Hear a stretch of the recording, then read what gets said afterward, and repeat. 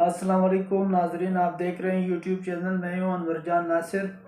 नाजरीन, आज bailable offences और नॉन बेलेबल ऑफेंसेस के बारे में बात करते हैं, ज़मानत के बारे में कि ज़मानत किस बुनियाद पर। बेलेबल ऑफेंसेस में तो ज़मानत मिलना एक हक है आपका, राइट है आपका, आपको मिलेगा।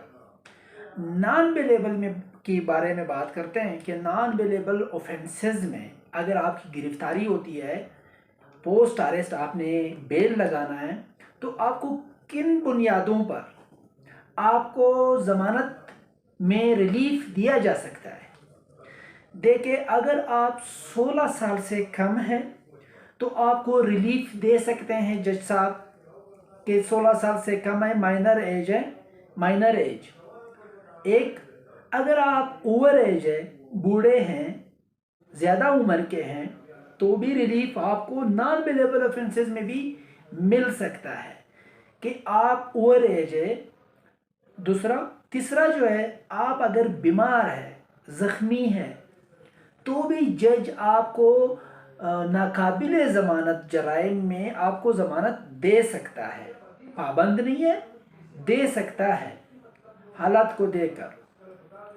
अगर आप मर्द की बजाय औरत है, औरत की जो ज़मानत है मर्द से ज़्यादा उसको तरजीह दी जाती है कि ये औरत है, जेल में रखना नहीं मुनासिब, आपको ज़मानत दे सकता है। अगर सेम दफ़ात मर्द पे हो, सेम दफ़ात औरत पे हो, तो औरत को रिलीफ देते हैं जज साहिबान, बहुत हद तक कानून रिलीफ देता है। अगर एक ऐसी औरत हो जिसके साथ शेरखार बच्चा हो, सकलिंग बेबी, दूध पीने वाला बच्चा हो, उस बच्चे को भी फिर उसके साथ ही रखना पड़ता है, तो जज इस बात पे तरजीह देता है कि हम इसको ज़मानत दें और इसको रिलीफ मिल जाता है। ये जज पाबंद नहीं है इन बातों के लिए, इन चीज़ों के लिए। अगर आप रोज़मर्रा के मामलात आप ऐसे हैं, अगर आप हैबिचुअल आप ऐसे हैं कि आपके ख़िलाफ़ बहुत सारे FIR है, फिर बेशक आप बूढ़े हैं, बेशक आप औरत हैं, बेशक आप बच्चे हैं, बेशक आप बीमार हैं, जज कहते हैं कि आपका तो काम ही यही है और पड़े रहो जेल में, तो आपको फिर रिलीफ नहीं देते।